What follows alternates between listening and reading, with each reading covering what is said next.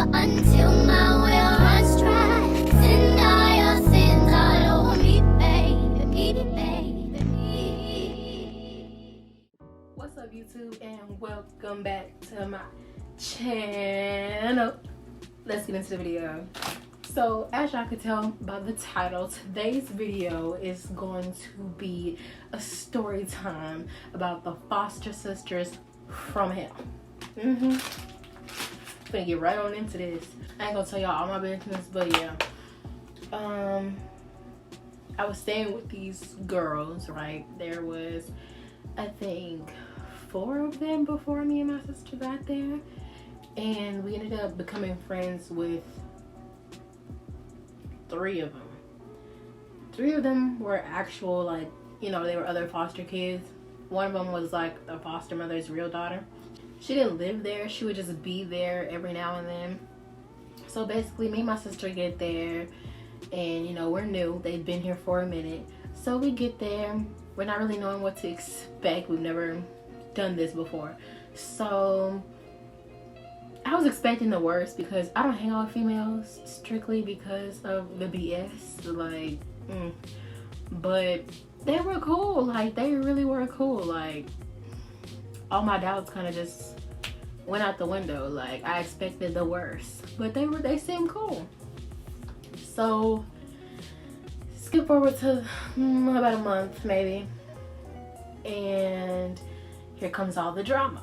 Me and my sister's clothes were in her daughter's room, but like I told y'all, her daughter didn't live there anymore. She would just be there every now and then.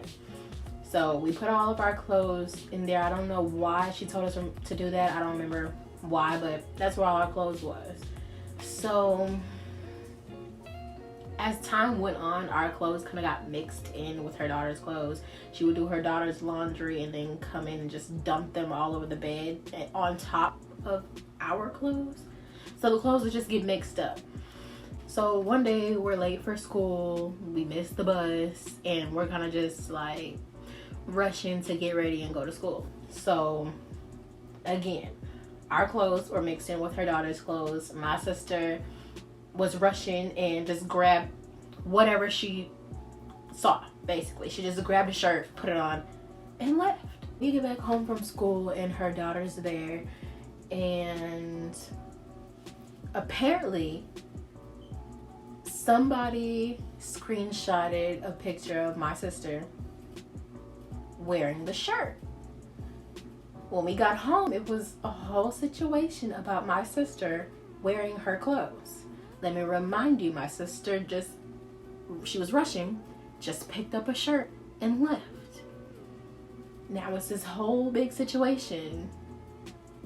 So now there's drama, because y'all tried to set my sister up and get her in trouble with our foster mom and her daughter by sending her a picture of my sister wearing the shirt. So now there's drama. Her daughter's at the house, she's mad. It wasn't that big of a deal. You could have simply just said, don't wear my clothes, and left it at that. But for some reason, they liked to not like us. Out of the blue. We were cool for so long, and out of the blue, it's like you like to not like me.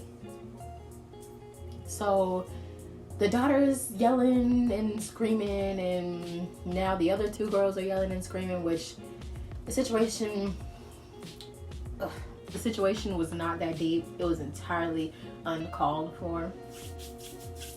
So it made it even more obvious that you just didn't want to like us. You wanted to find and have a problem with us. So from that point on, it was a problem. So time goes by a little more, and our foster mother decides that she doesn't want to foster anymore.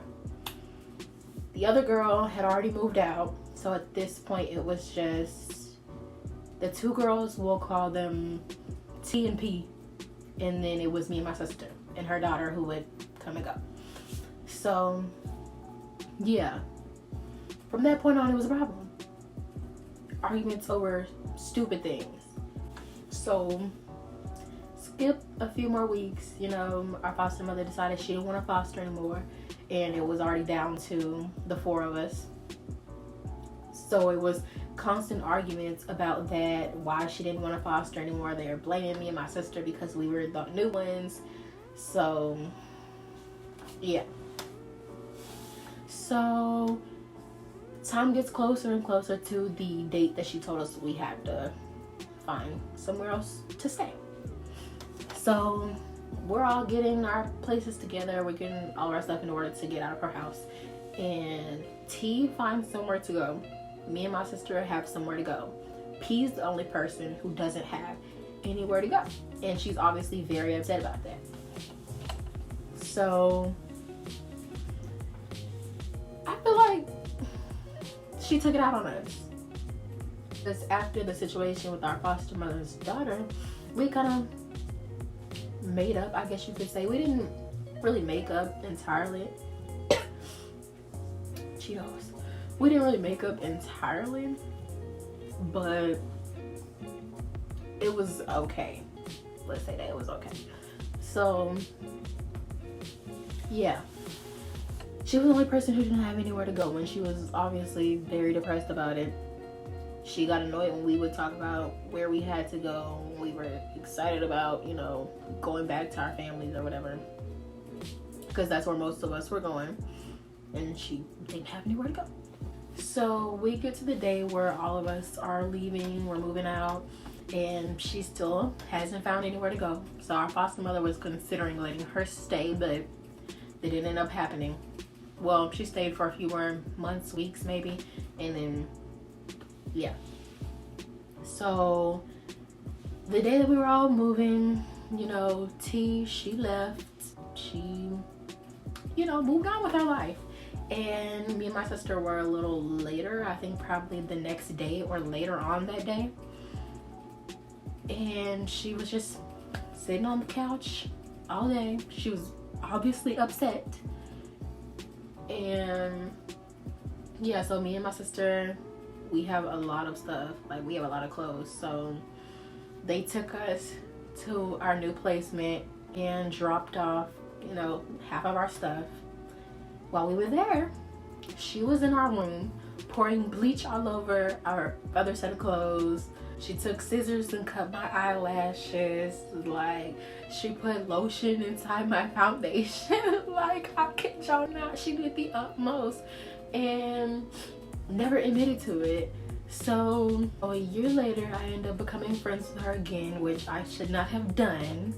That story is gonna be in part 2. Yeah, so make sure to like, comment, and subscribe. I'll be back with more videos. Thank y'all for watching.